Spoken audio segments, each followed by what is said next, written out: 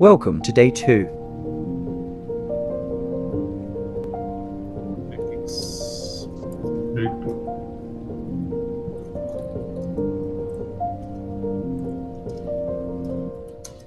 So as you're already aware, BMS stands for Basic Mapping Support. Right? It is used to create. So BMS is used to.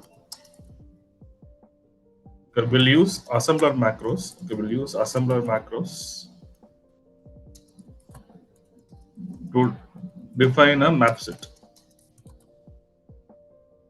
Okay, as a macro means it's a function or a program. Okay, it's instead of writing a code in assembler, we are calling that function. That's all, very simple. We're calling a function. BMS is very easy to. It's very easy to create a map set using BMS. Okay.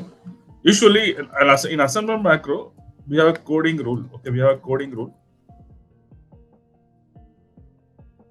The coding rule is. So after that, I will start creating map sets. Map set is very easy to create. A coding rule is we have to write in columns 1 to 72. So like how you write a JCL. Okay, the code is written in columns 1 to 72. And then we'll be having a label. Okay, label in column 1. Okay, and we'll be having an operation code. Okay, operation code.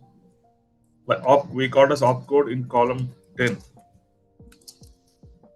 Okay, and then a space, and we can give operands. Like how you have in JCL, we have identifier, name, and then operation, and then operands. Similarly, we have label. Okay, a label is optional. A label is optional. So in column 1, behind label, which is optional, an operation code is must, and then a space, and then we can give operands. If we want to continue, in next line, okay, it doesn't mean we can fit everything in one line, right? So we need sometimes more than one line. So in that case, what we do, we continue in multiple lines. If you want to continue in next line, okay, we have to end operand with a comma. Okay, comma. And then give any character. Okay, any character in column 72. Okay, usually in project we give X in column 72 if you want to continue in next line. So I'll show you the code shortly. Okay, so we can continue. We should give comma and then 72. So if you follow the coding rule, BMS is very easy to compile. Okay, BMS is easy to write. If you then the only thing is sometimes debugging will be a challenge. If you follow the coding rule properly, there won't be any issue. Debugging will be much easier. Even once you start creating a map set, you will understand. Okay, you have to end and then okay, we have to give a comma and columns. Okay, X in 72, and then in next line, which is a continuation line. Okay, we need to start the operands because only operands are going to be continued in further lines in column 60. Okay, if you don't do this, it will show an error. Sometimes this error will be difficult to identify. Okay, and finally, only 3 rules. If we code a star or asterisk in column 1, then you're already aware now, it's a comment line. Because there's going to be a comment line. So you can add as many comments as you want. Okay. So these are the coding rules for any assembler macro, not only BMS, any assembler macro. usually a label in 10 and then a space operands. Even assemble macros are widely used in IMSDB also for creating database and PSB. And even if you come across any assemble programs, this is the rule. Okay, there will be a label, operation code, and then operands. And you can write in multiple lines. You have to give a comma after one operand. Okay, an operand will have a value. It's like a keyword parameter, and then give some non-numeric, some character. Okay, some character in column 72. Okay, comma and 70 and some character in 72 is must. Then in next line you should start in column 50. If you code a star, it's a comment line. It's a comment line. So now we'll see about the CICS BMS. Okay, CICS BMS. In CICS BMS, we have three major opcodes. Okay, there are three major opcodes. You would have already seen DFH MSD, DFH MDI. Okay, and we have the third one, DFH MDI. So basically, DFH MSD stands for Data Facility Holder Mapset Definition. It's going to define the mapset. What it contains? It's going to contain the general characteristic features of a mapset. The general characteristic features. Okay, it's going to contain general characteristic features of a complete mapset. Remember, a mapset can contain one or more maps. But ideally, in projects, we use only one map per mapset. But it doesn't mean you cannot use more than one map from mapset. I've seen two maps used in a mapset also. Again, it depends on business requirement or functionality. And then the person who designed the application. Okay, let me save this. I'll just save as it is. I'll share the notepad immediately. Okay, once the class is over. But anyway, it will be uploaded into the LMS. So general characteristic features of a complete mapset.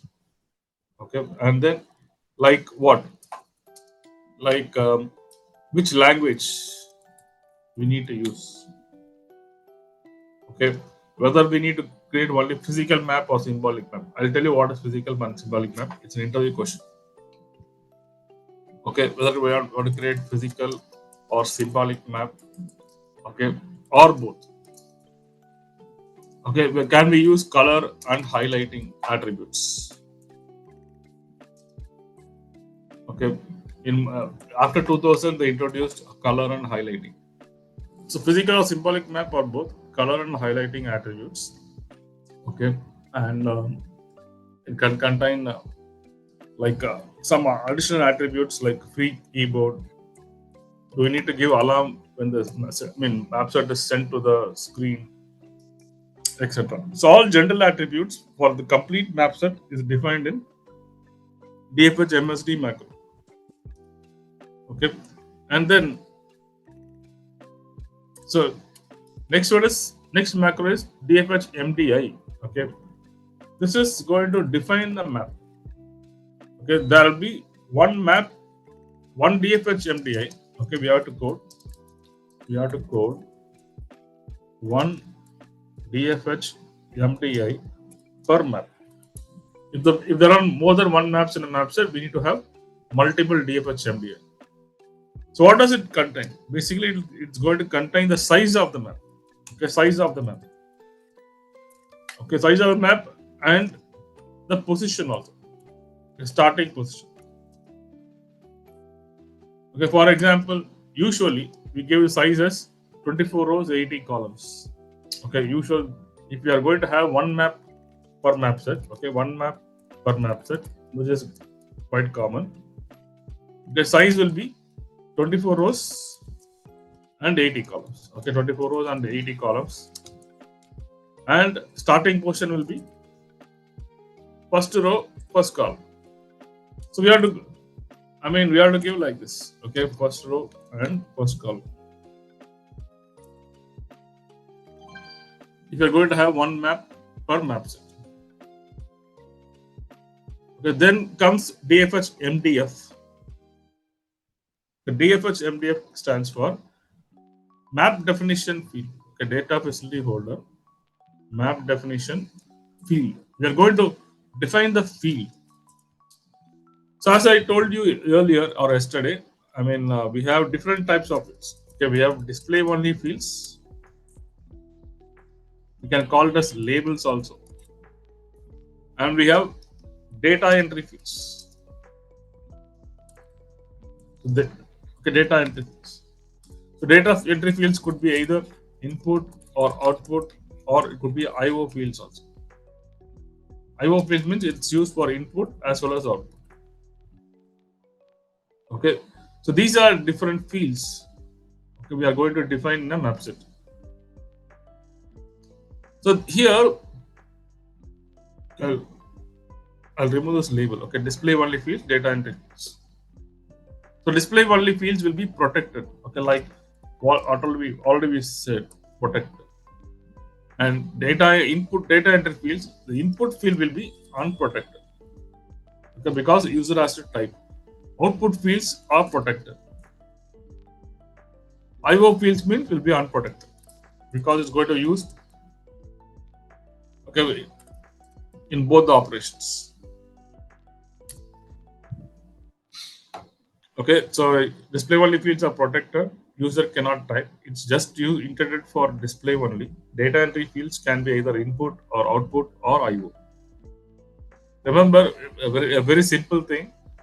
All the data entry fields, okay, all the input data entry fields will form an input copybook structure. Okay, all data entry fields which are input. Input means user is going to input, okay, and this input will go to the program, right? On receiving, we are going to receive the Mapset. Okay, we are going to receive all the data entry fields into the program.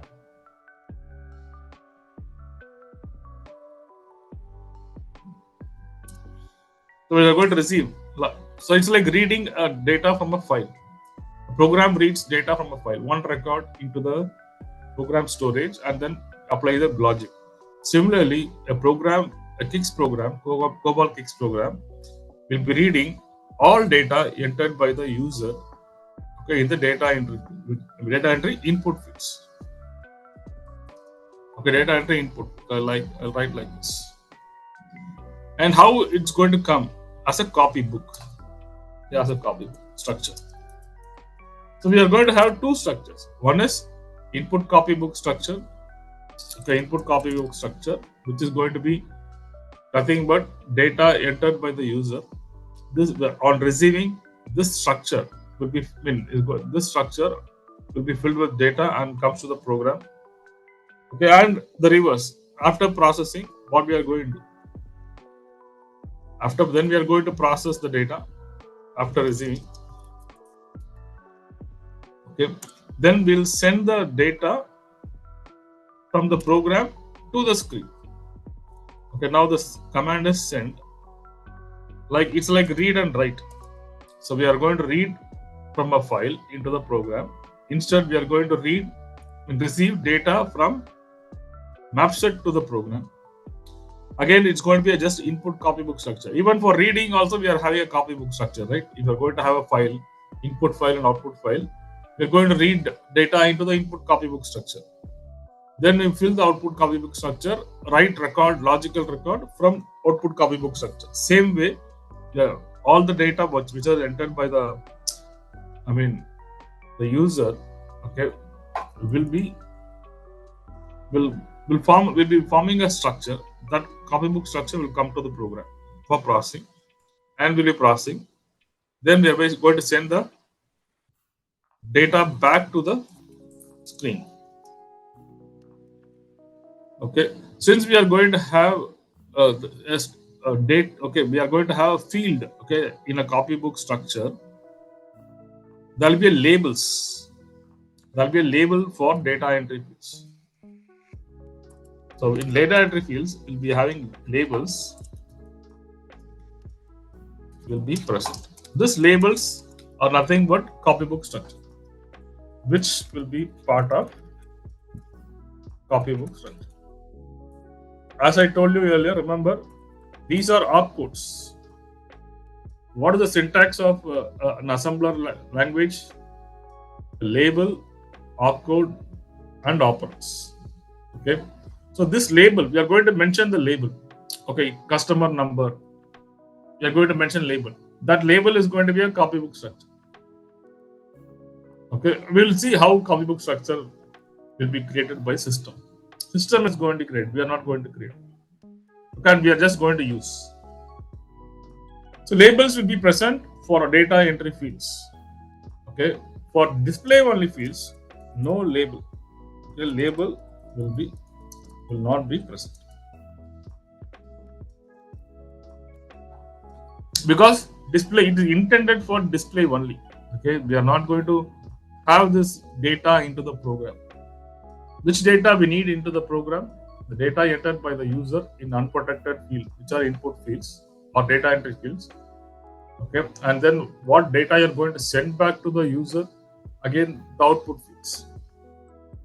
Since it's an output field, we protect. Okay, we are not going to allow the user to type. Even if you see any screen, take a Facebook profile or any screen in online, okay, there will be input fields as well as output fields. So once it is validated and sent to the user, we will not be allowed to edit. Okay, it will be protected. But still, if you want to reset, you can reset.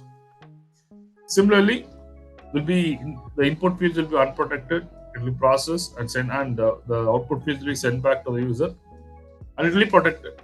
And if you want to reset, you can reset. So we have to again, as a programmer, we should write function for reset also. So these are the 3 opcodes we are going to use for writing an BMS. Okay, for writing a BMS basic BMS macro, we're using 3 opcodes. Okay, assembler macro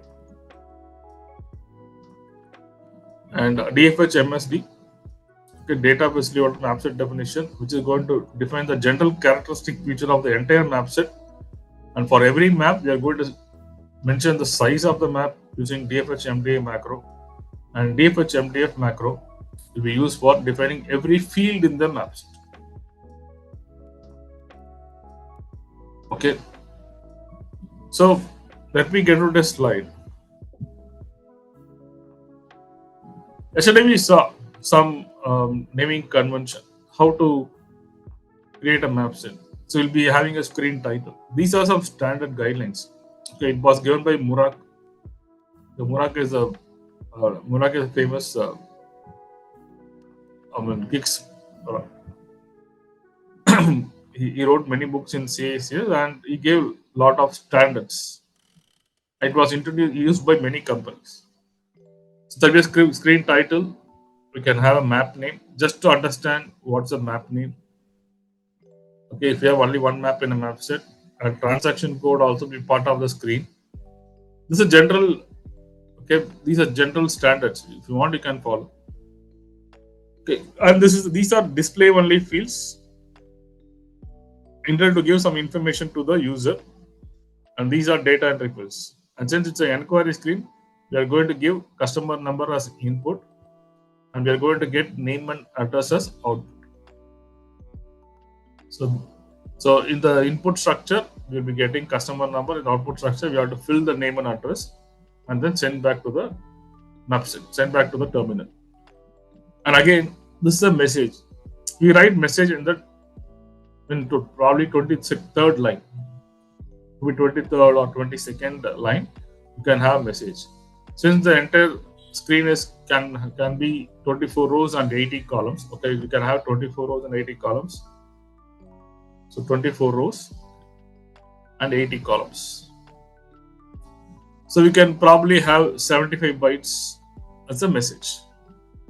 Okay, and then we can fix function keys. Usually, function keys are used for. Some standards are there. For example, F3 can be used for exit.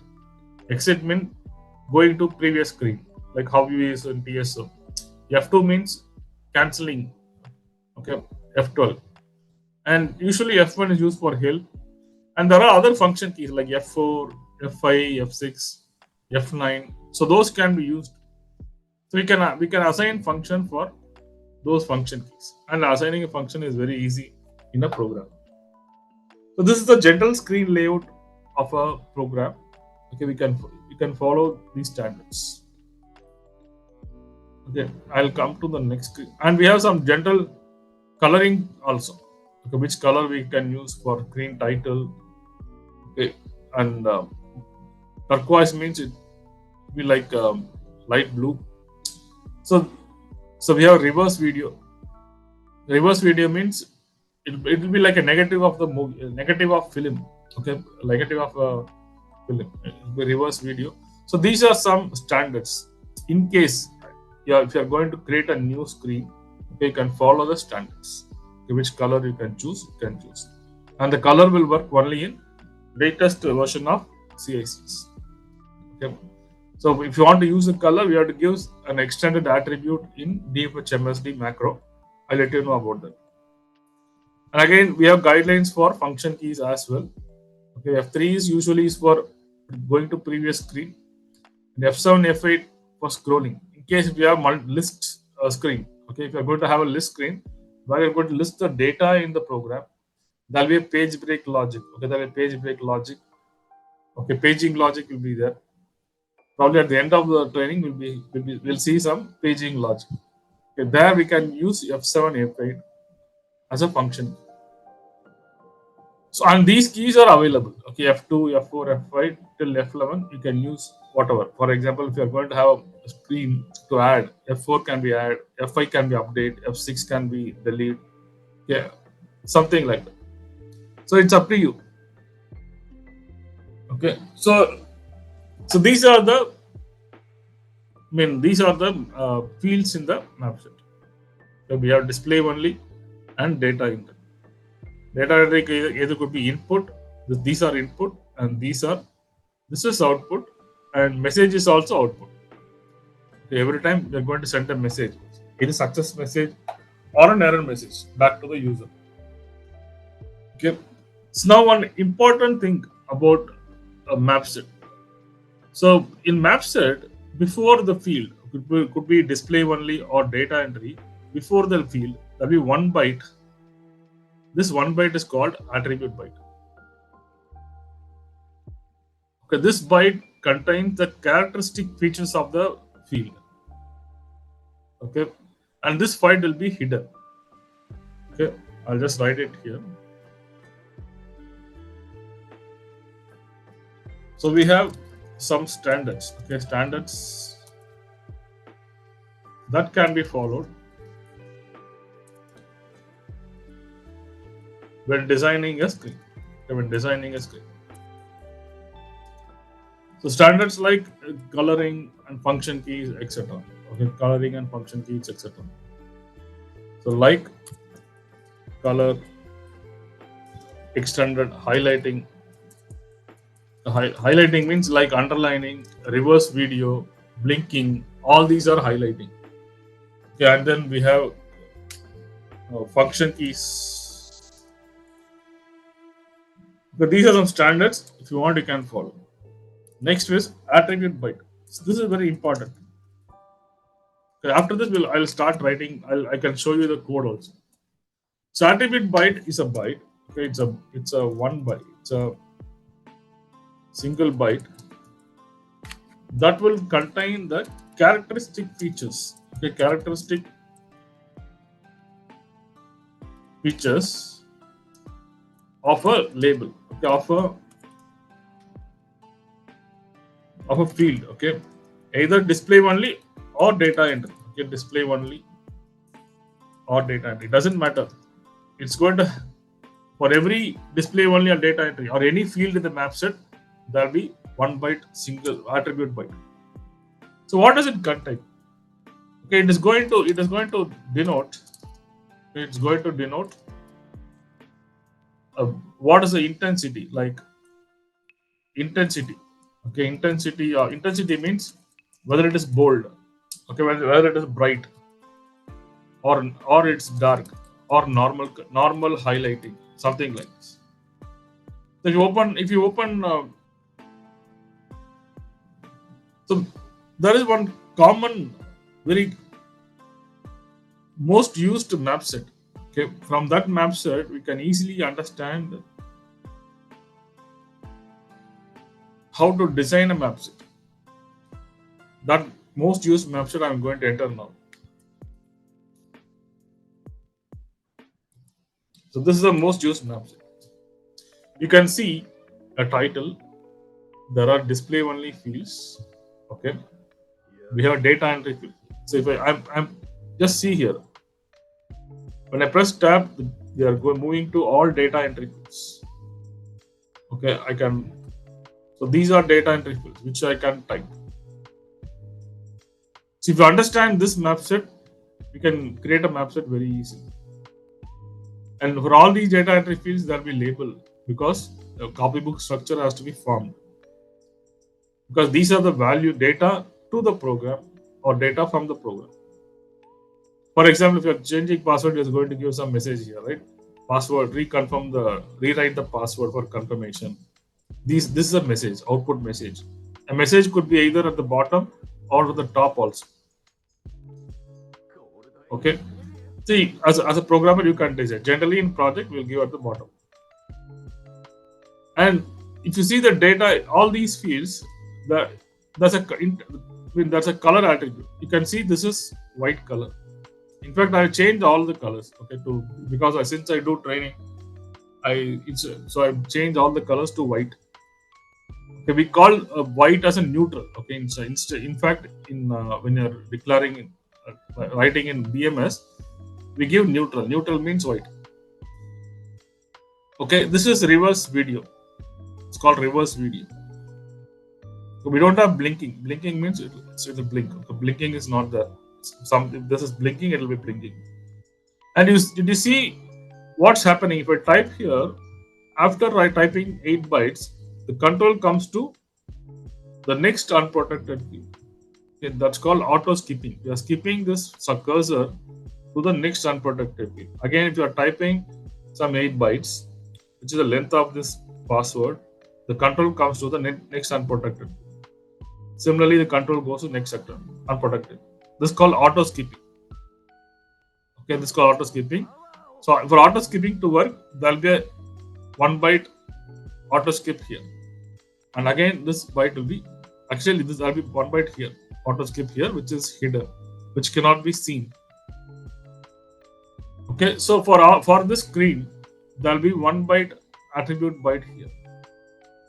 Okay, so because of this 1 byte attribute byte, we have, the data unprotected field starts here. And this one byte attribute byte will be hidden and stored in the screen itself. Okay, it will be hidden and stored. That's the reason we have a gap between this. And if you can't type here, because it's not protected. So you can take an example of this screen where we have title, label, function keys assigned, messages at the top, and we can see the unprotected field. The attribute byte is hidden here. What does attribute byte contain? The attribute byte can contain the intensity.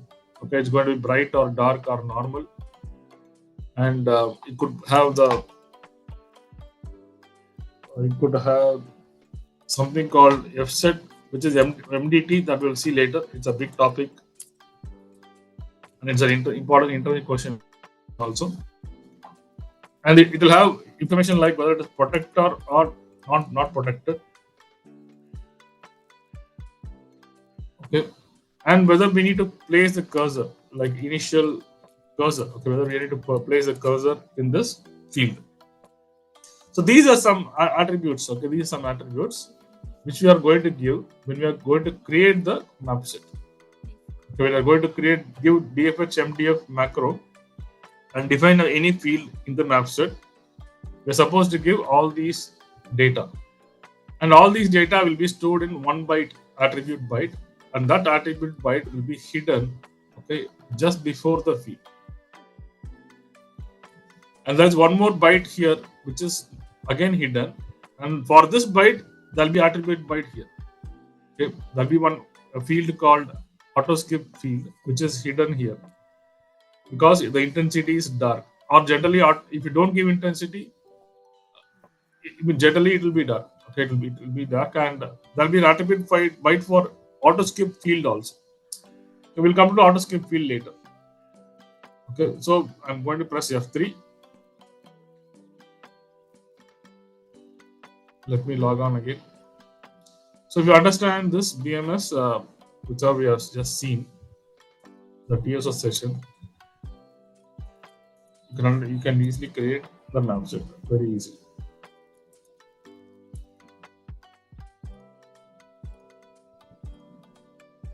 Here you can see different colors. Okay, this is normal intensity.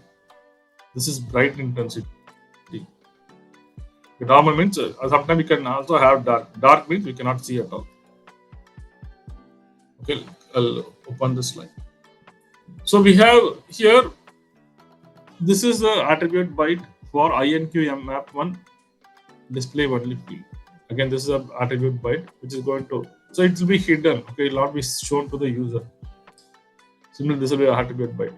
So an attribute byte will be present before the field, either display only or data entry, doesn't matter. Okay, but there's one attribute byte here. This attribute byte is nothing but attribute byte of either auto skip feature, auto skip field. There's an auto skip field here which is also hidden. For that field also there will be an attribute byte. For any field there will be an attribute byte. Okay, so so these are the values in attribute byte, either unprotected or protected or auto skip. Unprotected means user can enter. A protected means user cannot enter. Usually the output fields will be protected or display only fields are protected.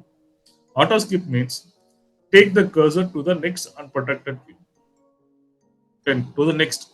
If there's only one unprotected field, for example, in this case, there's only one unprotected, because only in one input field, but there are three output fields. Name, address, and message. Okay, only one input field. So if we give auto skip for one unprotected field, it keeps on moving inside this itself. Okay, it keeps on, once it reaches the limit, the cursor moves to the first byte of the unprotected field. Okay, it keeps revolving there. And the field can be either numeric or alphanumeric. We can message the intensity. Okay, normal, right? By default, it will be normal intensity unless you specify. Okay, by default, it will be normal. If you specify bright or dark, bright means it will be it will be more intensity. Dark means it will never display. It will be hidden. Okay, I'm just going to skip all this. I'll come to that later. Okay, because some more advanced concepts I don't want to deal, because I want to code the BMS straight away. Okay, so I'm going on. I'm not going to skip this. Let me go to the Mapset straight away. Because if I show there, and it will be easy for you to understand.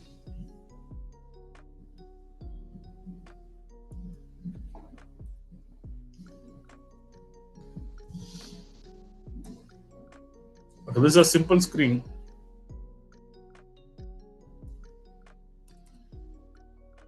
Okay, actually, some highlighting is on. Okay, some highlighting is on. Highlight COBOL.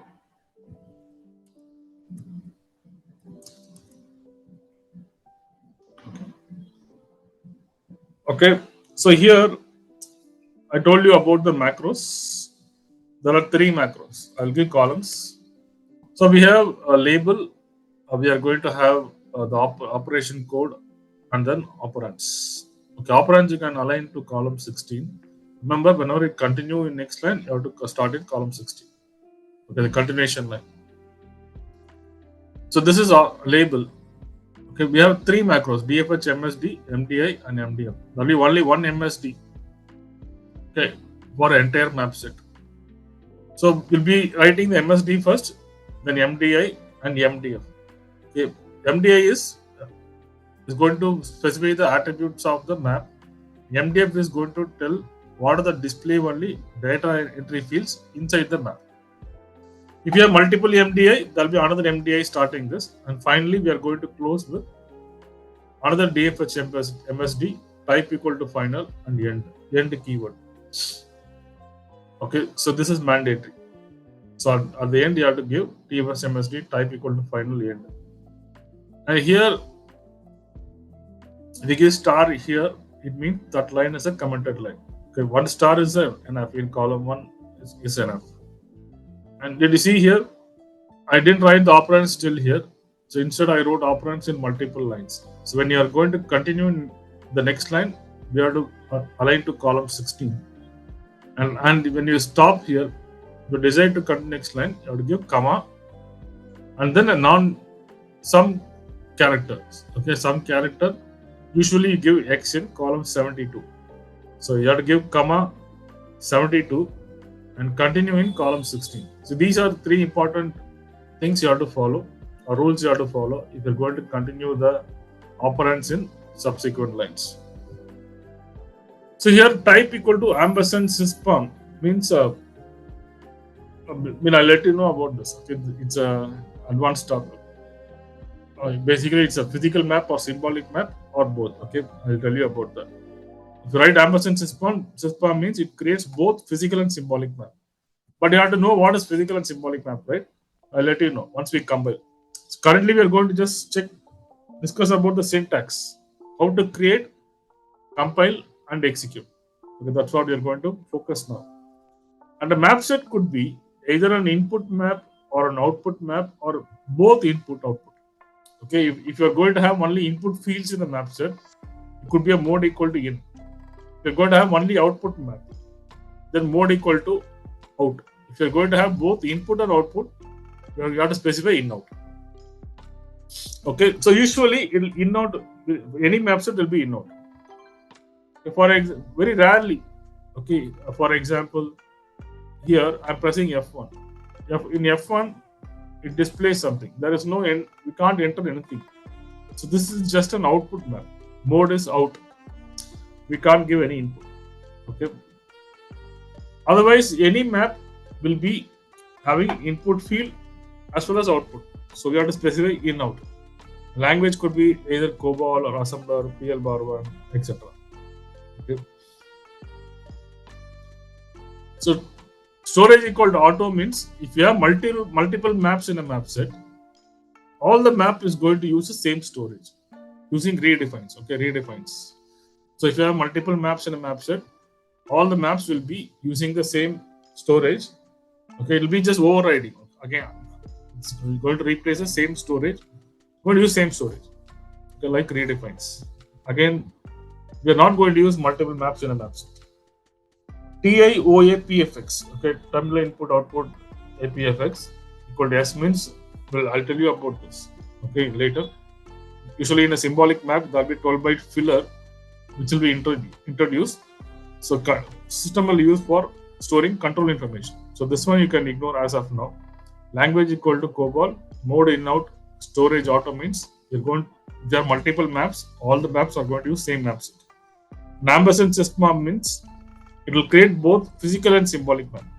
So I'll just probably tell you what is physical and symbolic map now, since I'm just repeating again and again. So we have BMS macro. Okay, we are going to this is based assembler macro. Okay, these are assembler macros. Okay, which is source code. So this is source code. Okay, source code for creating a map set. Okay, source code for creating map set. So we are going to compile. Okay, we are going to compile and link it.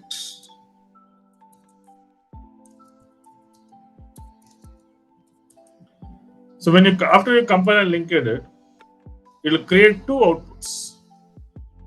Okay, it will create 2 outputs. One output is called physical map. Another output is called symbolic map. Symbolic map is nothing but copybook structures of input and output copybook structures and output. Physical map is nothing but load module.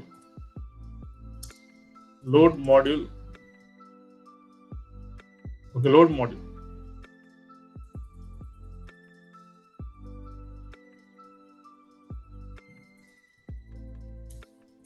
Okay, basically load module of the source code. Okay, which is going to be executable, the load module. We are going to execute the load module of the source code. So this is it. So whatever Mapset we are going to see in the terminal, nothing but load module. And we call it as physical map.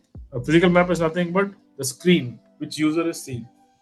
A symbolic map nothing but the COBOL structure, which is going to be filled by the map set. Once the user presses enter, the input structure will be filled.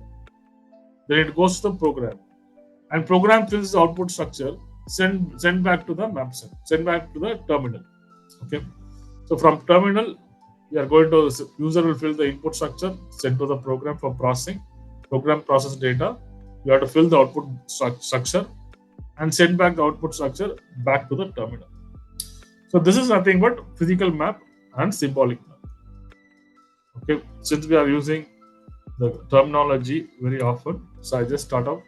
So currently we are writing this, then we have to compile and link edit and make sure the return code is 0. So then it will create two outputs. One is a load module of the source code, which is called as physical map. Then it will create two output structures. Two structures, one input structure, one output structure. Input structure will contain all the input fields, output structure will contain all output fields. In fact, all the fields will be in both input and output structure. Okay, all the fields. That's how it creates. I'll show you. All the fields, any data entry field will be in both the structures. Coming back to the screen, if you write ampersand system, it creates both physical and symbolic map. Okay. So whenever you compile, it's going to create load module for sure. Okay, when you compile any source code, it creates load module, which is nothing but an executable version. But in addition, when you compile a map set, it is going to create physical and symbolic map also, which is nothing but copybook structure. Okay, we don't really hard code copybook structure. We are going to copy the copybook structure generated by the system automatically. The system automatically generates during compilation of symbolic map. So now let's come to this map adds DS adds. Okay, map adds equal to color comma highlights, and DS attributes equal to color comma highlights means when you write this, you can use color and highlight in your when you're defining a field macro. So unless you write this, you can't use color and highlight operand. Okay, for example, I'm using, say, for example, just see here, I written color equal to yellow, right? So only if you write DF map adds and DF adds as color or DS adds and color, you can use color there. Similarly, highlight. So this to instruct the system, I'm going to use these two operands while defining a field. That's all. I remember highlighting also will not be there. I think CICS 4.2. I think after 4.2 version we have the highlighting feature. So that's all. And control free KB alarm means if you write alarm whenever a map is sent from the program to the terminal. Okay, it's like writing a record into a file. Similarly, you're sending by filling output copybook structure of symbolic map, we are going to send a map set from program to terminal. It will create an alarm. It will play a sound. Okay. Similarly, in modern Windows keyboard, similarly free KB means it will free the keyboard because generally the keyboard will be locked. Okay, keyboard will be locked during send map set, and because all these software was designed for mainframe keyboard and mainframe monitor. Okay, nowadays it's not there, and we are using Windows keyboard, Windows monitor, and we are using emulation software. Okay, like Mocha, whatever. So free KB will unlock the keyboard. Otherwise, the keyboard will be locked in send map set. So these are something they designed earlier, and these fields are for entire maps. Then comes the size of the map: 24 rows, 80 columns. Line 1, column 1 means at the top left corner. Okay, first row, first column is a starting position. From that, 24 by 80. Suppose if you want to have two maps, you can give like this. For example, if you want to divide the two maps into two, the first map you can give, say, I'm going to divide horizontally 12 rows and 80 columns like this. And the second map you can design, you can give 12 by 80, sizes came 12 by 80, second half. Now it's going to be 13th row, 13th row, again starting position 1. So it's going to, we are going to divide into half, divide the screen into half. Okay, it's like splitting the screen. So even you have two, which is splitting screen, right? Even mobile also we are having two screens. Similarly, split screen is available. Okay, we can split have multiple maps in a map set. But we never use, okay, generally. If you have come across, you let me know. Then comes DFH-MDF macro. Remember, in DFH-MDF macro is used for defining a display only and data entry fields. Okay, so position 3,1 means row and column. So here the attribute byte of the label will be stored. Okay, and label will be giving using an operand called initial. Initial is operand which is going to define the label. So initial, length, and attribute. So initial means what is the initial value. Okay, length means what is the length of the value. Attribute means what is the attribute byte. So attribute either intensity. Okay, intensity means normal, bright, dark. If you don't give intensity, the default is normal. And whether it is going to be a protected or unprotected, and whether it is going to be alphanumeric or numeric. If you don't give any either alphanumeric or numeric, by default it will be alphanumeric. Okay, so numeric should be specified. Alphanumeric need not be specified. So default attribute byte is alphanumeric and normal intensity. And you want to specify protected or unprotected. And since the label, okay, just for display only, we are unprotected. What I'll do, I'll just compile this and execute and show you. Then I'll explain. Okay. Generally, that's how I used to do. What I'll do, this is a compilation, fix map.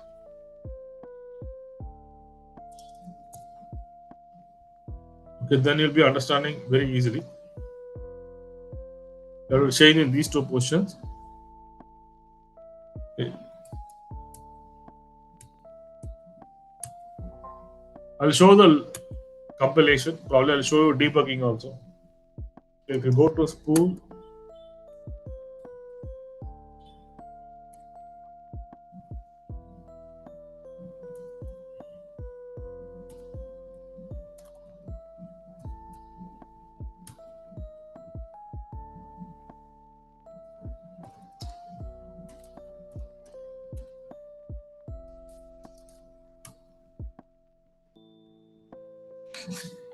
you go to spool.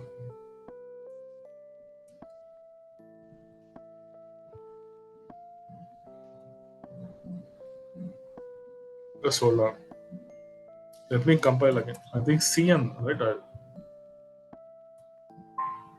CM is a job name. It's showing something else. CM is just here. And now it is showing properly. So there are multiple steps. Okay. Here, these are two important steps.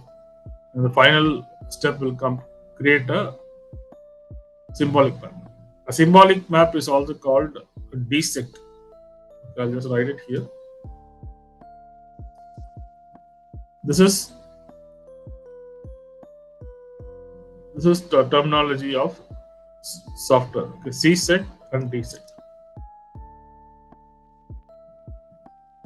Okay, so CSect means physical map, dSect means symbolic map. And if you see ASM map, okay, so it is going to expand the macros. Okay, this is a macro. It's going to expand the macro. So these are assembly instructions. It's CSEC, assembler mode, resident mode, etc. Okay, it's good. These are assembly instructions.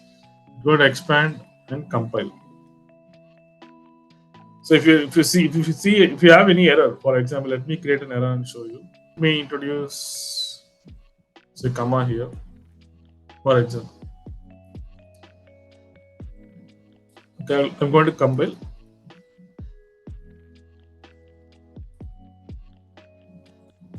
So max easy 4. Max easy 4 is not acceptable unless it is okay. Okay, some max easy 4 are fine, very rarely. Otherwise, it's not okay. So you come to the job message log, you can see ASM map 4.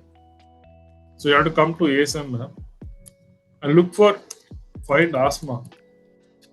Or we can write find M note. So these are the keywords that can be used to search the errors. So you can use either asthma or M note. Okay. For example, I'm using M note. It will go and stand here. I means information. Okay, I'm pressing F5 again. So it's showing some information. So you have to press F11. Okay, sometimes it will be a little bit confusing to identify the errors. Just hold on. F11. That's the reason I told. If you follow the coding rules properly, it will show properly. There won't be any errors. Okay, because if you have errors, it will be a problem for you. It will be a problem for you. Let me see. Write M note again or find asthma.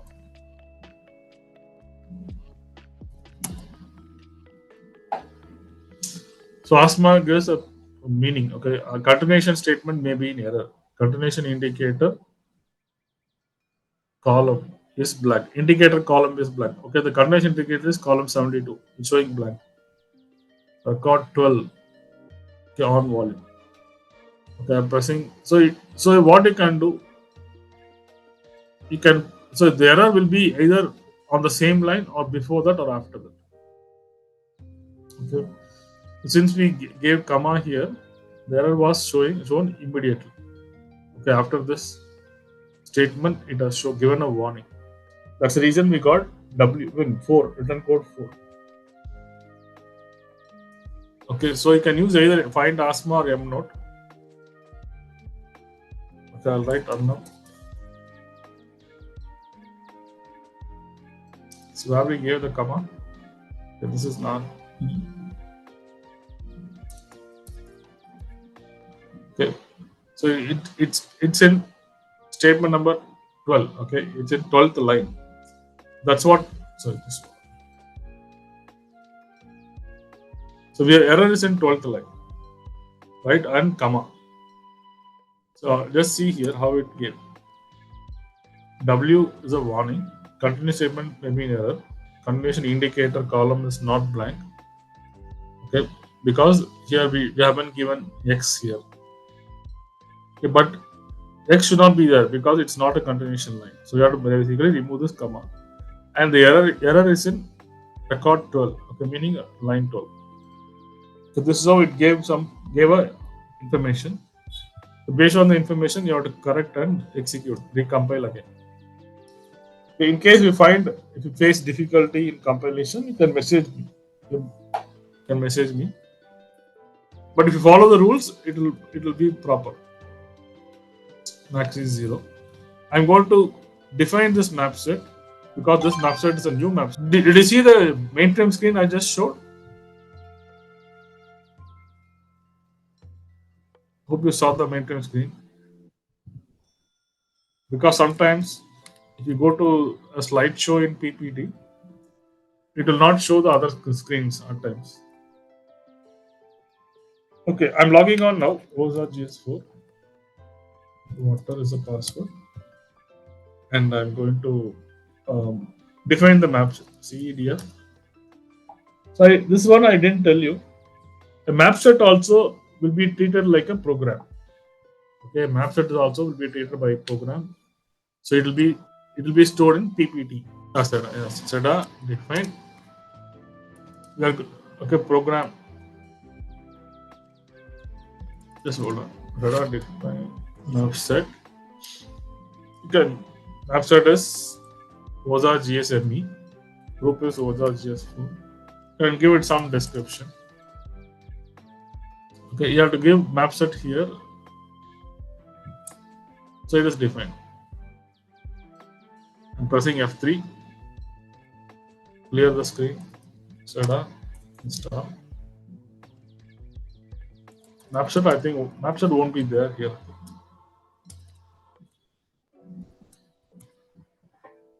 Mapset is okay. But Mapset also will be stored in a group. So Mapset also will be stored in PPT. So both programs and Mapset will be stored in PPT. So it should be unique. Okay, a program and Mapset together should be unique because both are stored in same place. CMT enquire. But for enquiring, there is no keyword called Mapset. Okay.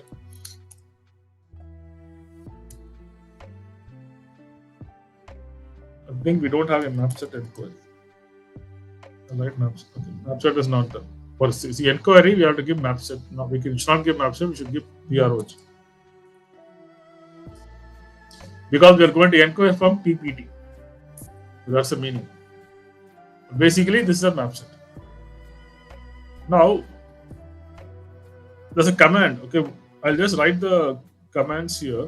Whatever I did for defining. Zeta define. Okay, Mapset. And I gave group OSA GS4. Okay, and similarly, you have to install OSA GS4. Then, if you want to enquire, CMT enquire program OSA GS4. Because we are going to enquire the Mapset which is present in PPT, program processing table. So these are commands to define a Mapset. Install a Mapset. Check whether Mapset is properly installed. Okay, now we can use the Mapset. For using the Mapset, I'll introduce a command which is called CECI. Okay. I think maybe will be already know. So CECI.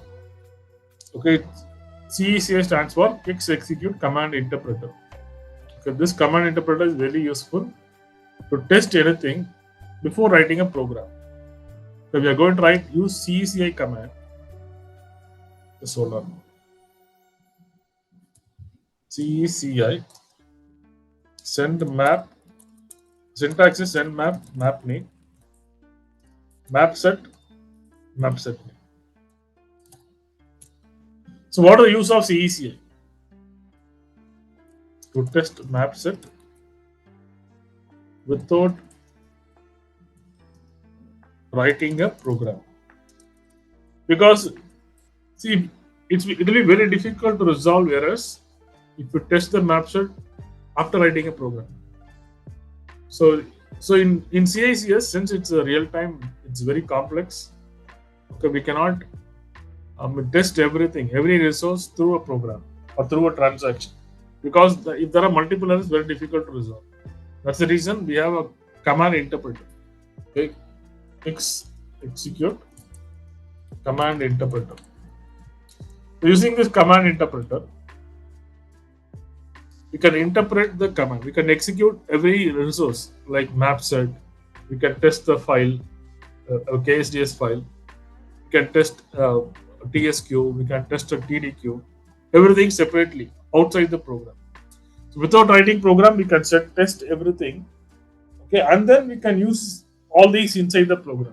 Then the transaction, then still a transaction may fail with some other errors. But we have to again still resolve. CICI is a very handy command which is primarily used to test something like Mapset or TSQ or TDQ or a KSDS file without writing these CICS commands in a program. Okay, so here I'm going to execute this command now. This is a high level syntax. Map name and mapset name. Okay. So here, so these are macros or with operation code. These are operands, and these are labels or names. Okay. For if you see any name, a label against DFHMSD macro, this is nothing but mapset name. If you see a name against DFHMDI, it's a map name. If you see any label against a DFHMDF macro, it's a field name. So this is a mapset name, map name, field name. Okay, and mapset name and member name will usually are same. The mapset name and member name are usually are same. We will be having mapset name, member name, map name, as well as field names. You can see all the field names. And field names will be present only for data entry fields. It could be input or output. And field names will not be there for data display only fields. Okay, for display only fields, there won't be any fields because these fields will be present in symbolic map as a copy. So I'm going to execute the command, CICS command for this map set. This is a map name, this is a map set name. So login is the map name and OSA GSME is the map set. We're going to test this map set in mainframe.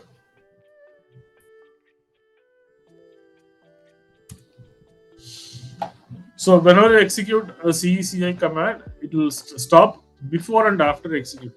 So before executing the command, it stops. About to execute command. It's self-explanatory. You have to press enter again. Then it will execute the command. These are different parameters that can be part of this send map. Okay, there are many parameters which we won't use, but we'll be using data only, map only. I'll tell about this in later because these are advanced programming where we are going to save the storage. So this is a screen. I pressed enter, it has executed. So you can see a label, the title, again label. There will be one value. This values will be an output field from program. We have user ID and password, and there will be a message here which is hidden, and we have function keys. Okay, I'll copy this. I'll copy this in a notepad. Not this notepad, another notepad. Let me save this. Okay. I'll just write like this.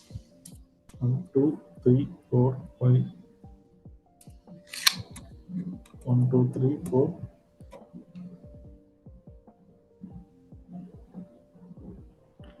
We are going to compare. So we are going to compare this and then interpret the code so that code understanding will be much easier.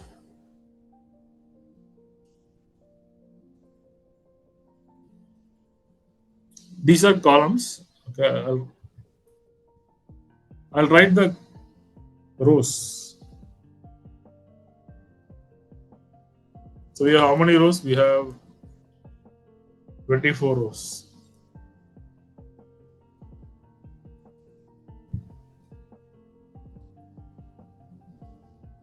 Okay, we have used only 21st row.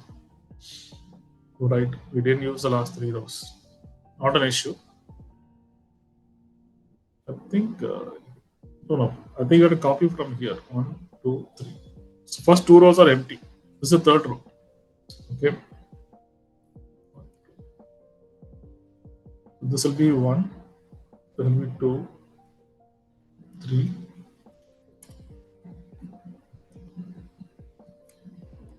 4, 5, 6, 7. Because usually the function keys will be at the end. Okay. Suddenly I saw function keys on 21st. I had a small confusion. So this is 20th row, 21, 22, 23. Okay, we didn't use the last versions. So this is the actual code. Okay, whatever code we wrote, and this is the output of the code. Let's interpret the code. Okay, I'm going to press here. So date 1, okay, is a column in 3 comma 9. Okay, row 3, ninth position. It's a 10 bytes. Okay, but there's a field. Sorry, sir. Let's come back here.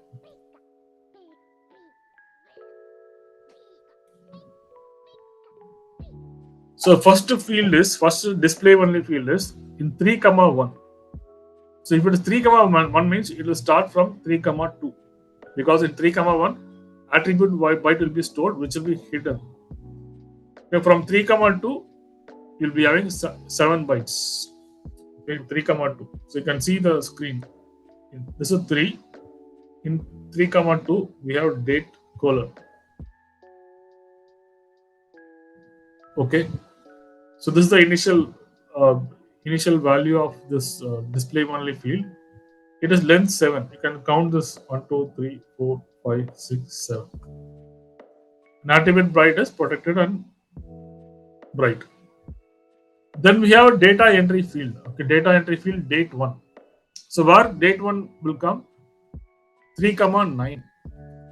So in 3 comma 9, date 1 will not start. In 3 comma 9, the attribute byte of date 1 will be there. Okay, attribute byte will be stored. Just see here, date colon is 7 bytes. Okay, so 1, 2, 3, 4, 5, 6, 7. Up to this we have date. So I'll just write the attribute byte also. Okay, I'll write as small b. This is attribute byte of date colon. As you're aware, there'll be attribute byte before everything. Yeah, I'll just write directly. Before everything, there'll be an attribute byte.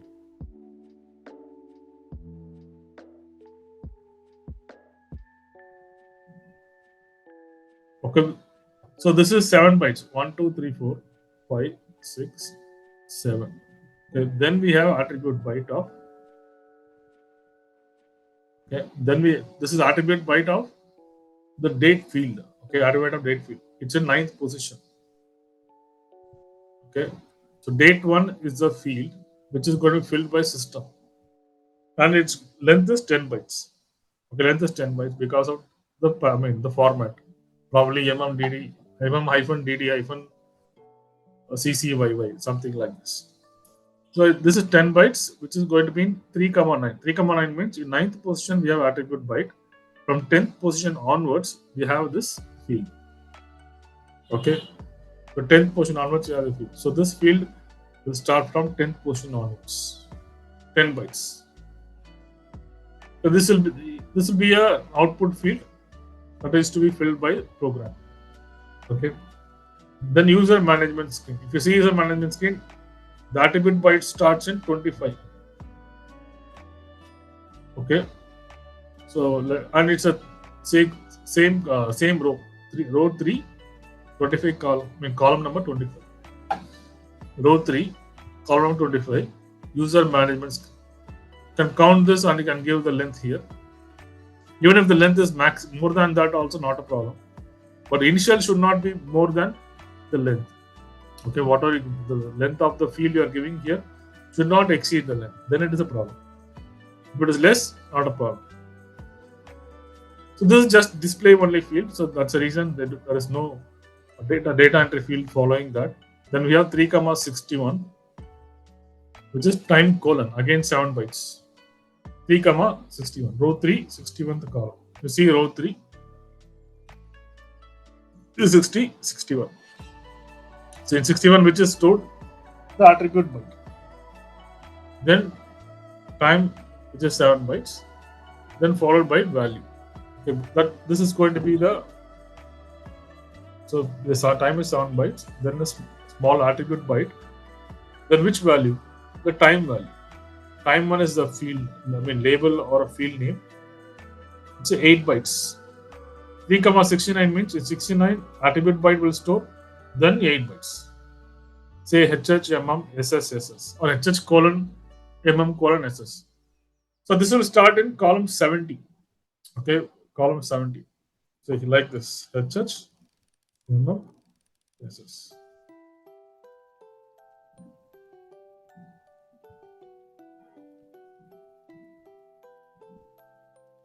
So like this. Similarly here,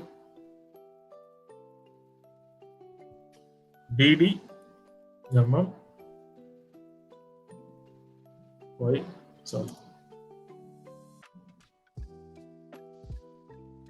So these are the output fields from the program. Okay. Then the next field is present where? This is row 10, row 11. In row 11, okay, this is 30, I think. If you come here, this is 30.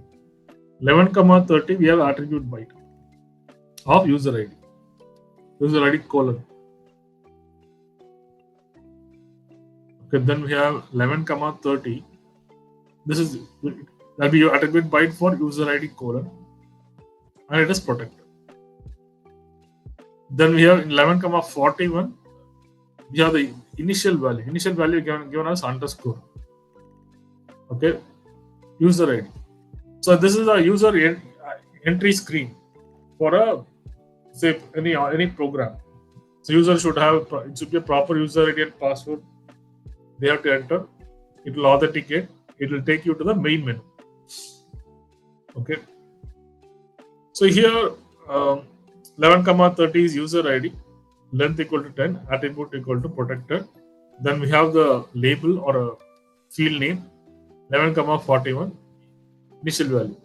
Sometimes people get confused how to write, how to calculate the column. It's very easy.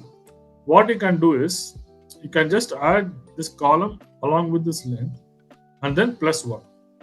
So 30 plus 10 plus 1 is 41. Okay, so you can easily do this. If you are going to have next to next, for example, date. Okay, we had the label as date colon. So starting position plus length plus 1. So 1 plus 7 plus 1 is 9. Okay, then we have column 25, which we have a lot of space. Then let's come to time. 61 plus 7 plus 1, which will be 69. So if you are going to have any label or field name and value together, okay, you can add column number, length plus 1.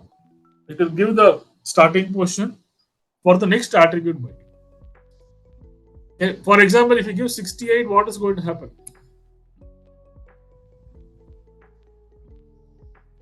If I give 68, what's going to happen? Override. Going to override. It will try to override, but it will fail with the error. If I give 68, see in 61, we have attribute byte. Okay, let me write here. Okay, 60, 61. For example, attribute byte. And then we have time colon. Time colon. Time colon is 7 bytes, even though time colon is up to this. Okay. So if I give 68, it will try to hide the attribute byte here for the data. It is going to override. It will fail. It will show in compilation. It will show us like this: overlapping fields. Okay, as an error message. Okay, then let me scroll down. Okay, whenever you have a user, when you have unprotected field, okay.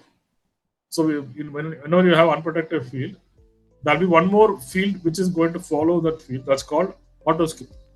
We call attribute as ASKIP. Okay, but let's see this user ID colon. We saw length 10. Then user will start in column 41. The 41 means in 41 attribute byte will store. 42 onwards 6 bytes is underscore. This is 42. Okay, 42 onwards 6 bytes. Okay, even this password is also an unprotected field. Okay, but if you want to take the cursor from here to here, we need to enter an auto skip feature. Auto skip feature. Okay, an auto skip feature. It will be a 1 byte field it will be hidden. Okay, it will be hidden automatically. If you write attribute equal to escape 1 byte, it will be hidden. And for that byte also, we should have a attribute byte. Okay, if you see, since we saw, the pending, for example, since we saw login screen, okay, if you see a login screen, not this login screen. If you see this login screen,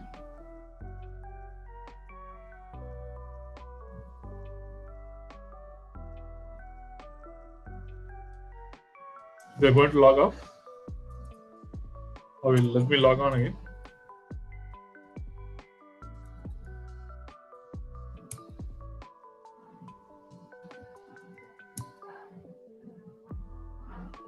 Okay, I'll log out.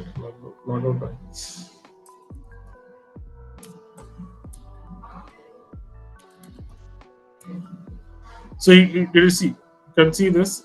If I type 8 bytes, it takes the control to the next unprotected field. So there will be a escape field here. Okay, 1 byte escape field which is hidden. Generally, if you give attribute escape, it will be hidden only. And for the escape also, there will be 1 attribute byte. So that's the reason we give escape here. Then for escape also, there will be 1 attribute byte. So that's what is given. Okay, that's what is given.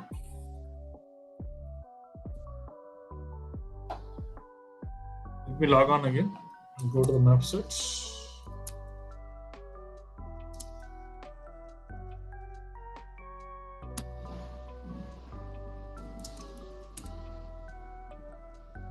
I'll scroll down. I'm coming to user ID. Okay, so if you see an unprotected field, that will be a label, unprotected field, escape or protected field. I'll tell about protected later. Okay, there's a 1 byte protected field. I'll tell you the difference between these two. So user ID and password both are unprotected field. Okay, so that's the reason attribute byte was unprotected. IC means initial cursor. Okay, if you write IC, the initial cursor will be pointed to user this unprotected field. Now, if there are multiple fields in a map set, okay, what generally we do is we place the initial cursor in the first unprotected field. Okay, when you show the map set for the first time. Okay, then for example, when you start using the map set, if there are 10 output fields in Mapset, 10 input fields in Mapset, suppose your user is filling all 10 input fields and pressing enter, program is going to receive all the data through symbolic map. Okay, input structure of symbolic map. It's going to validate first. Suppose the first 5 fields are validated successfully. If the 6th field is incorrect, it will send the Mapset again back to the terminal. Now it's going to point to the 6th field which is in error. There could be multiple fields which are in error, but we are going to place the cursor in the first error field. So we can dynamically change the cursor position inside the program. But this IC denotes where the cursor position should be, okay, in the first iteration. Whenever an empty map set is shown to the user for the first time, this IC will be in effect. And it's an interview question also. How do you place the cursor in a map set using IC as an attribute? And there'll be another question. If you write IC in multiple places, for example, if you write IC here also, what's going to happen? If you write IC in multiple places, the cursor will be in the last IC. The cursor will be in the last field where you wrote IC. But generally, we write in only one place.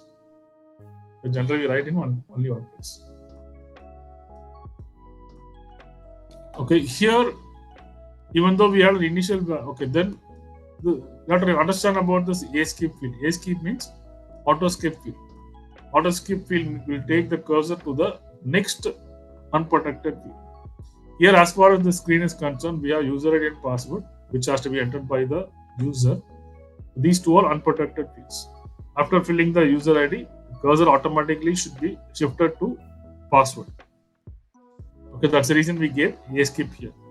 So here, you can just sometimes you will have doubts in writing the column numbers. You can just follow a simple rule.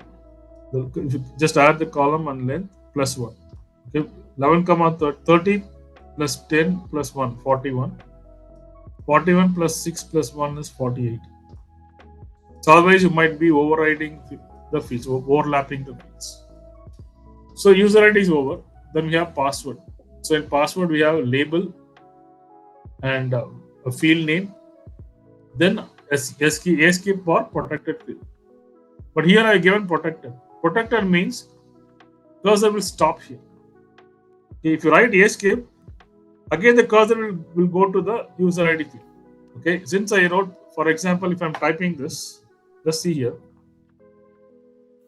Since I wrote escape, now the cursor will go to the next unprotected field. Okay, I'm writing.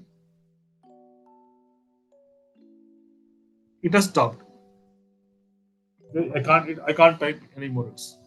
This is why if I write escape, again the cursor would have gone here. Okay, I'm typing this. Since I gave escape as a auto skip field, okay, the auto skip field will be hidden here, and the attribute byte will be hidden here. Okay, after writing this 1, 3, the cursor comes here. Again, I'm typing this. Cursor stops because I gave protector, and this protector is called stopper field, and this escape is called skipper field. Okay, so normally what we do is, if you have multiple input fields, if suppose we have 10 input fields, for the first 9 fields, okay, which are unprotected, we give a escape field, auto skip, and for the last field, which is unprotected, we give stopper field. That is a normal way of writing. It doesn't mean you should not write escape as the last. If you want to write escape at the last, you can very well write. If you write escape at the last, again the cursor will go to the user ID. Okay, user ID. Like how when we logged on to the PSO session. Okay, so suppose if the cursor in such a way, they have given auto skip everywhere. The cursor keeps on rotating inside it. Okay, every unprotected field. But if you want, you can write protected so that cursor stops the last unprotected field. And this is called stopper field. This is also an interview question. What is a skipper field? What is a stopper field? A skipper field is a 1-byte field which will be hidden and present after every unprotected field. And a stopper field is a 1-byte hidden field which will have attribute byte as protected. It will be at the last unprotected field. Okay, so the main idea of having a auto skip field for every unprotected field is to take the cursor to the next unprotected field. And the main idea behind writing attribute protector or giving a stopper field in the last unprotected field is to stop the cursor. Okay, and another thing is, if you don't write escape unprotected, it will overflow. The data will overflow. And the escape or protected is must. For example, I will show you now. I'll just comment this line, star. Okay, I'm going to comment these 2 lines. So it's not saving. I think it was disconnected. This one.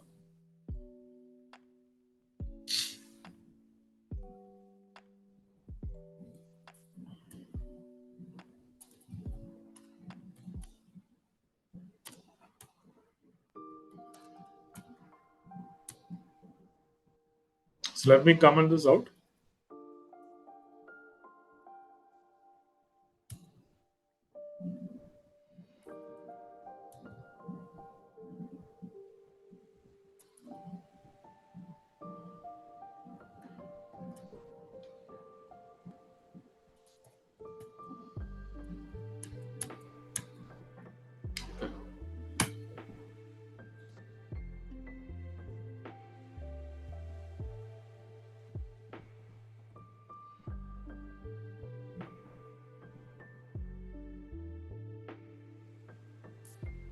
Today I'll tell you one more command which I didn't tell you, because now we have compiled. Okay, now we have compiled. So it has created a new load module in -D, but this load module will not be available in the fixed memory. Okay, the storage in CICS memory will not have. Okay, so to refresh the CICS memory from the load module of from the latest load module, which is residing in a PDS, we have to give command cmt set program. Remember, Mapset is also treated as a program. OSA GSME, because Mapset is stored in PPT new. So if you write this command, it will bring a fresh copy, okay, from dash D, okay, from dash D to the CICS memory. It show, okay, you cannot give new copy. Why?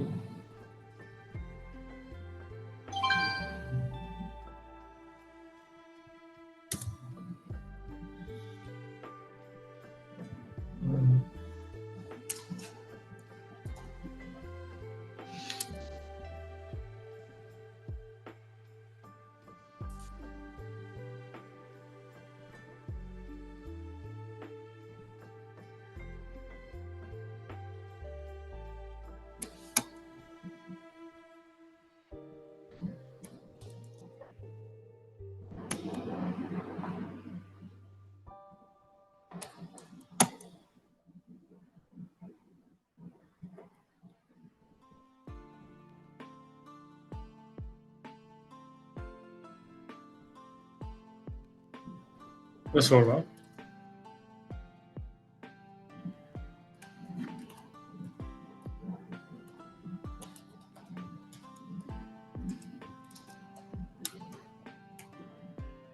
Okay, that's great. Actually, some task was running. So we have to, it's just a little bit sensitive. You have to make sure we come out properly. So now it has refreshed the load. CICS and map name is login. Mapset is OSA GSME. So I'm just typing. Just see here. See what happened.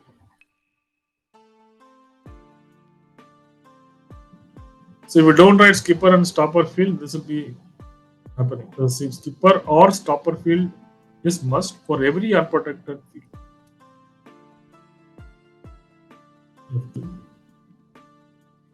You should come out of that inquiry. So I didn't come out. So task was running. So I have to purge the task.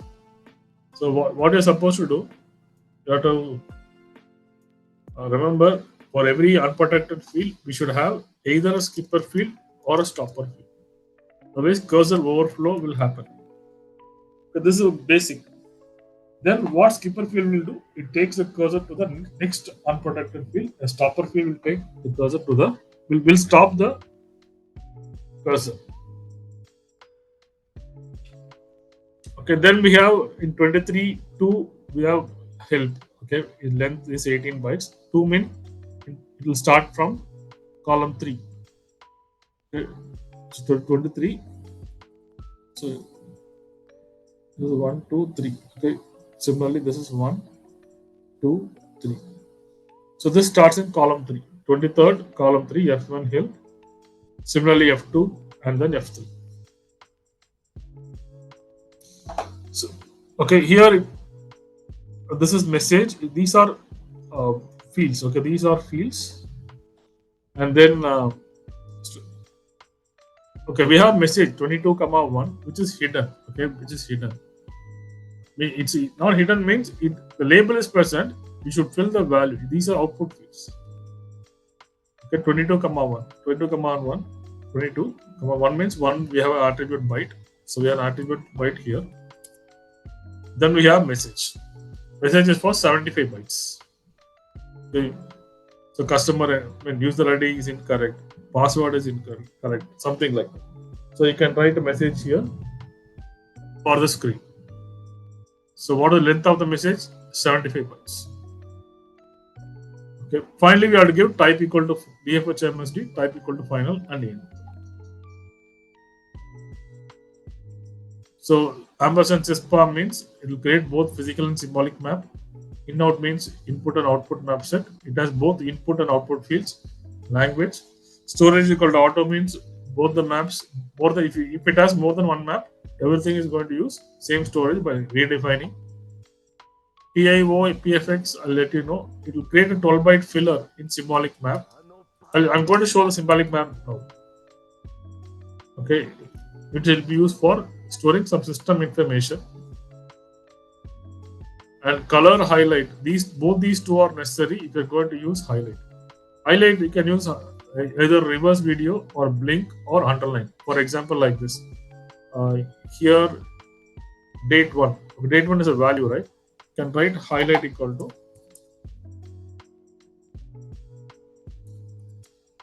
to underline.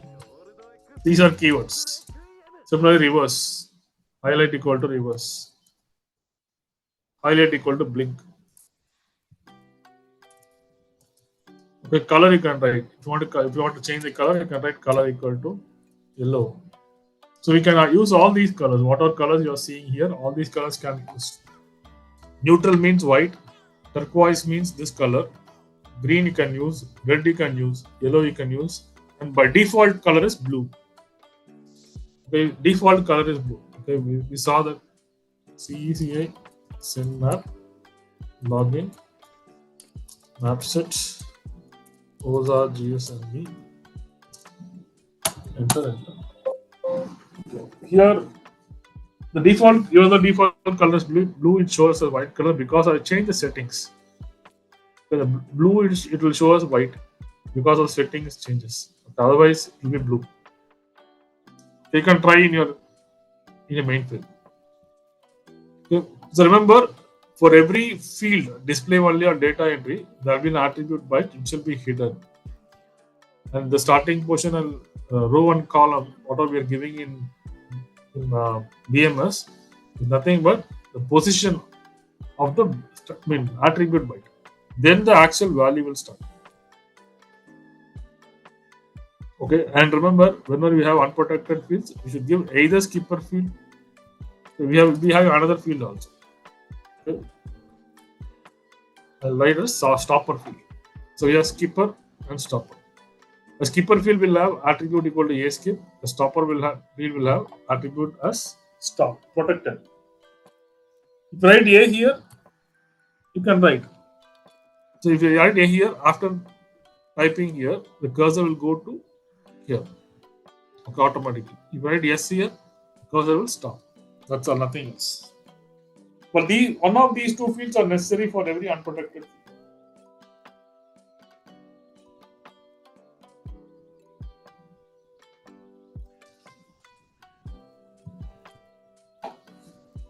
Okay, now I'll show you the compilation. Okay, but I'll show you the compilation JCL first.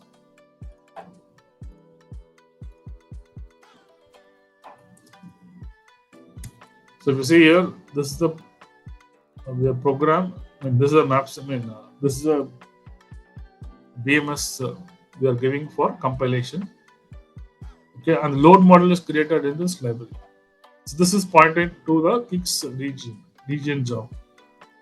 And the symbolic map will be stored here. Okay. So, and this will store the physical map. Let us see physical map. Anyway, we are not going to read. GSME. It's a load module. So this is the physical map, or we can say CSEC. CSEC. Generally, a load model is called a CSEC. Okay, in IT in mainframe. And if you see this library, admin.copylib, this will have the symbolic map.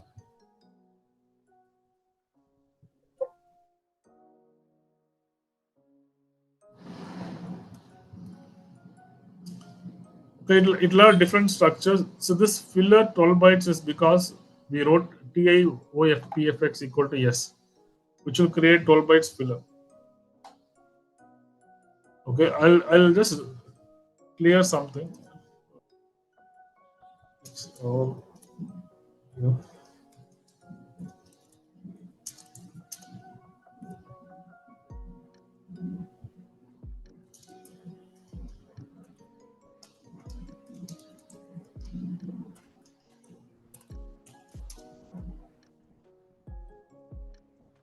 There will be more information here.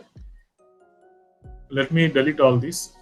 I'll show only the input field.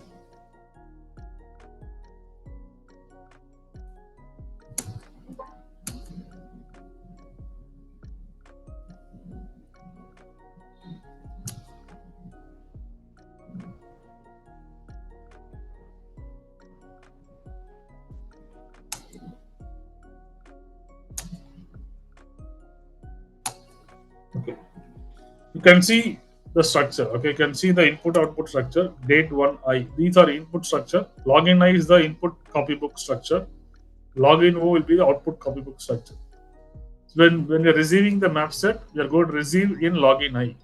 Okay, whatever user is typing will be present here.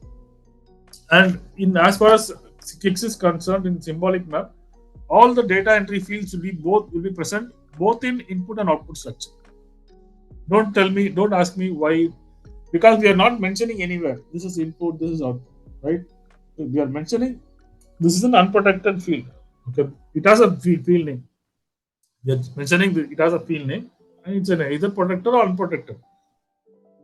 Okay, so any field, whichever is having a field name in the map set, will be present in both input and output structure. Okay, the input structure will be having the map name and suffix I. So what is the map name? The map name is, I'll just show you. Map name is login, right? So it is going to create a input structure as login I and output structure as login O.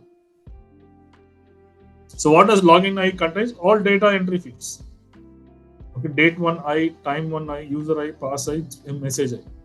Okay, date 1, time 1, user, pass, and message 1. Similarly, the output will be having same fields. Date 1 O, time 1 O, user O, pass O, message O. See the length and type. But since we haven't mentioned numeric, by default everything became alphanumeric. So 10 bytes, 8 bytes, 6 bytes, 6 bytes, 75 bytes. So user is 6 bytes. Okay, so I'll just scroll up. So date 1 is 10 bytes. Date 1 is 10 bytes. Time 1 is 8 bytes. User is 6. Password is 6. Message is 75. So it is going to create a symbolic map like this, where the map name and suffix either I or O will become either an input or output structure, and all the fields, data entry fields, will be in both the input and output structure based on the length we have given there. Okay, and by default everything will be alphanumeric. If you want to be, say the user ID is numeric, you have to mention NUM. Then it's going to accept only numeric. It will not accept alphanumeric. So coming back to the password field, it's dark. I'll tell you about FSET later. It's a big topic, but if you mention dark, okay, it will show an asterisk when you type. Okay.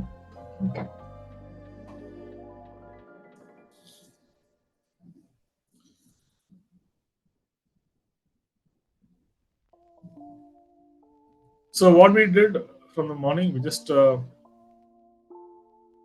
what is a BMS. BMS stands for Basic Mapping Support to create Mapset using assembler macro. It has coding rule. You are right in between column 1 to 72.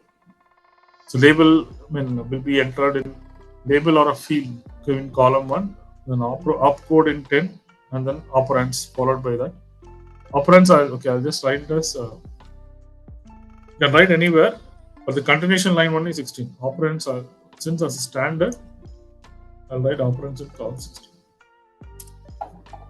But you can write after operation by giving a space. Star in one first column 1 is a comment line.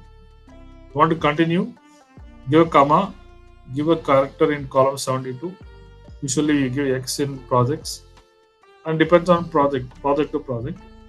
And then we can continue in column 60. We should continue in column 60. So these are 3 macros: MSD, MDA, MDF. MD for defining a field, either display only fields. which will not be having any label or a field name. So data entry fields will have a field name. Okay.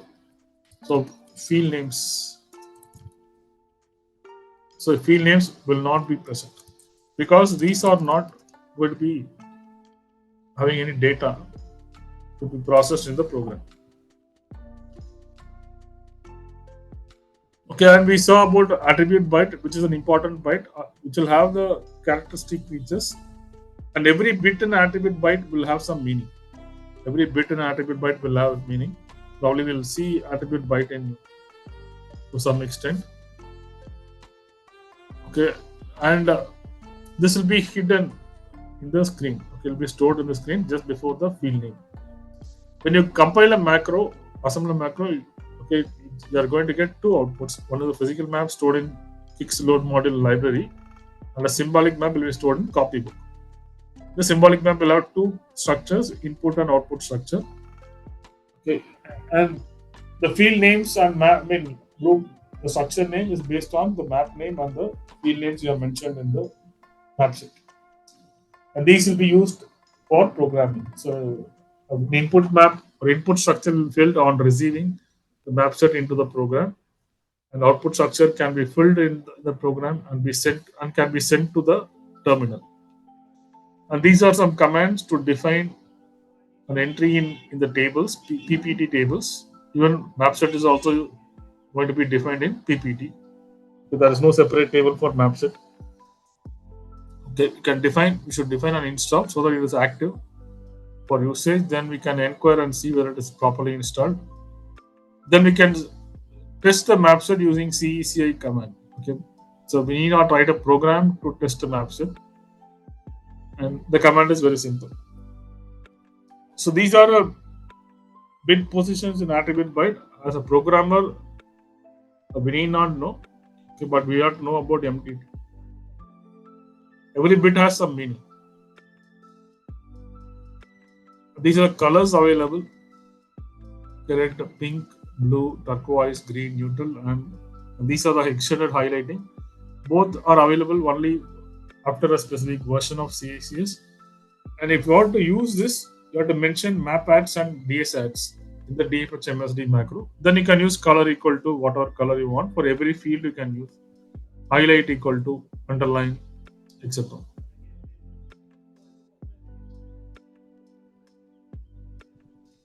Validation I've never used. I don't know how to use.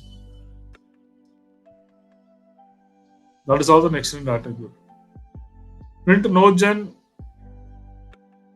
Okay, if can be given as a first statement, okay, in a macro. So if print no gen means it's not going to expand the assembler macro during compilation. I'll just quickly go through we have seen what is this and the macros we have seen. Type equal to final will be the last line, penultimate line, then end. Then will be the last statement. End marks the end of the assembler macro. So position denotes row and column. Okay, row and column. You can give color attributes like this. You can write every operand in one line, but make sure you give comma and then the continuation cap. This comma is necessary. And continuation should be in column 16. This should be in column 16.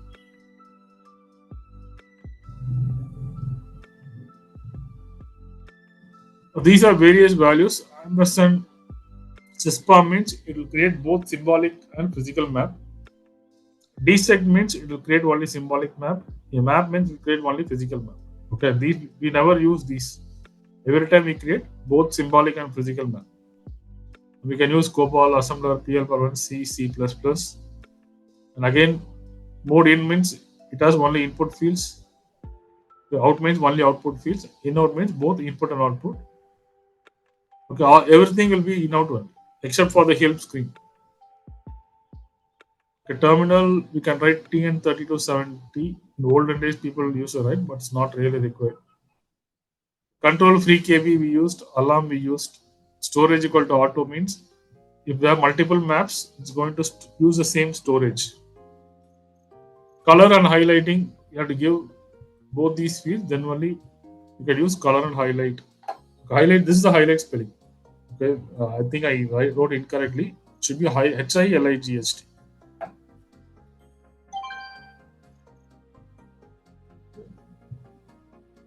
So free KB and alarm. Free the keyboard after each output operation. Otherwise, the keyboard will be logged. Once you write a program, you will see this. Okay, if you don't write control equal to free KB, it will not allow you to enter anything. Okay, but if you write free KB, it will free the keyboard. We can type the data. And really, I don't know exactly why they have written, but there's a problem when we move from mainframe keyboard to Windows keyboard.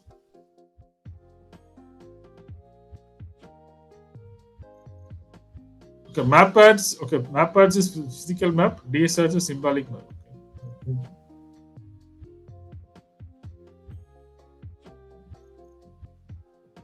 Okay, the symbolic map means it will be present in the structure. Probably I'll show you. I'll just end the show.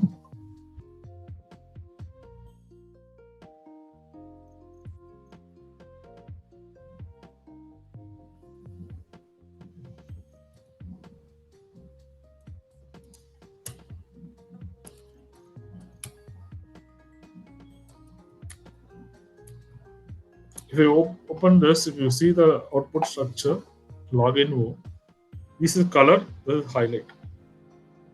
So if you have C and H here, you can dynamically change the color and highlight. Okay, that's what it means.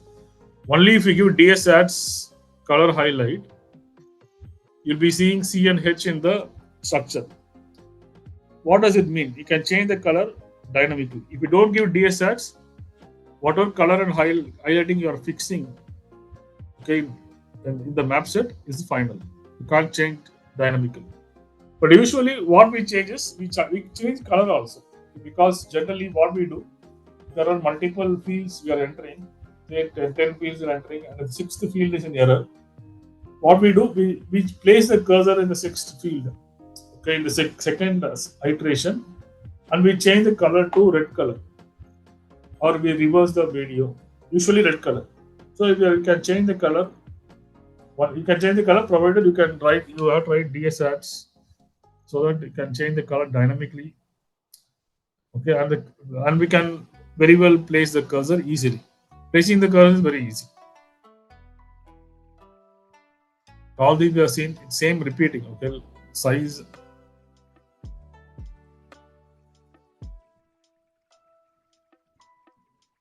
This is what we write. Okay, this is what we write, and we have already seen.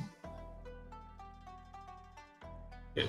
DFH macro on a high level. The high level syntax: starting position, row, comma, column, length of the field. Okay, we can write here by default it's alphanumeric. Num means numeric. IC means initial cursor. FZ we'll see later. Protected or unprotected or auto skip. Bright, normal, dark. And normal is the default. Okay, pick in, pick out, I will see. We'll see in the next class. Picture in, picture out. We can change the picture class. Usually we change for numeric field. Okay, we can also have editing picture class like ZZ, comma, ZZ. All these can be set in pick in and pick out. Usually in pick out we give edited picture class. The group name we'll never use. When we see numeric field, okay, in the next class, what we are going to do is, I'll tell you what we are going to do in the next class. We are going to write a program, okay, pseudo conversation program for a calculator. So 1 plus, there will be 2 fields, which is going to be used as an input field. We'll be calculating and show the result. Okay, that we'll be doing in the next class. For that, the input and output, all the 3 fields should be a numeric field. And when you are giving numeric field, we'll be giving pick and pick out. In fact, we should give pick and pick out. So based on what picture class you are giving, these picture class will be present in the symbolic map. Okay, because in picture symbolic map, as of now, everything was alphanumeric. okay, in X. So we are going to use num, and you can specify the pick in, pick out. Pick in is for input picture class, pick out for output picture class. So pick in will be present in the input structure, pick out for output structure. If you want, I can show you. Okay, what I'll do. So when I do any corporate training, what it happen is my laptop will be connected to the projector. So when it is connected to projector, if you start the slideshow, if you change the screen, it will not show. We have to end the slideshow. Okay, with that, I mean, I'm just using the same habit. I'm just ending the slideshow. So what I'm going to do is I'm going to change the user ID as number.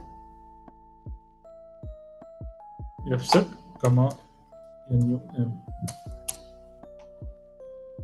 comma, pick in equal to, what is the field? Number of fields? 6 fields, right? Can you? 6.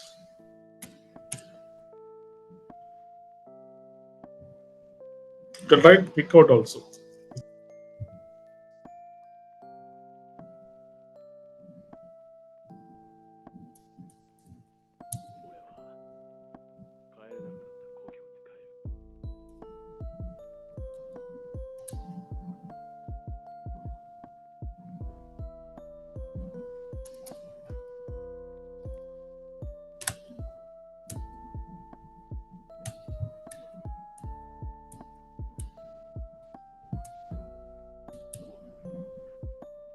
They are holding the copybook.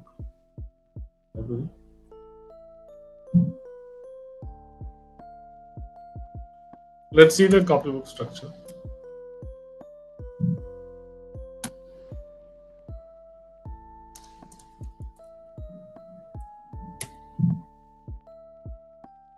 User. You can see this is a pick in. Okay. This is pick out. And when you compile and like what you said, okay, that's right question. When you compile, since you compile already, okay, get the symbolic map. Now let us promote the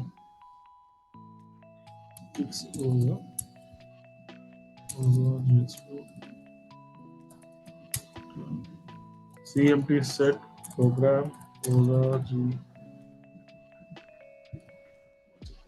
JSME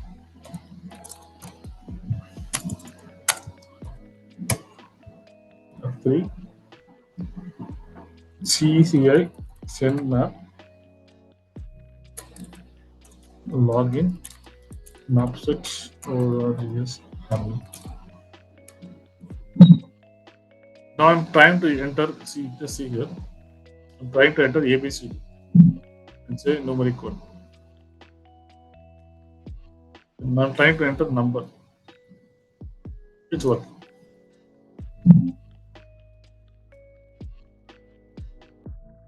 It's going to allow only numeric field. If I write pick in and pick out. We give it NUM. Okay, we give NUM. Only pick numeric. We look at Fset separately. Fset is a big topic and it's an important question. So this is how the data will be. Okay, so this has a map set. I think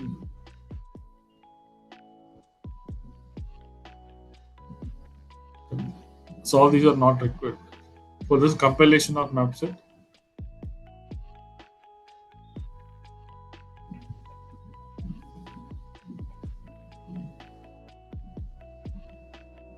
We won't be creating our own symbolic map, okay? Because symbolic map will be auto-generated by system. We just going to just copy. We never write our own symbolic map. It's not required at all. Okay.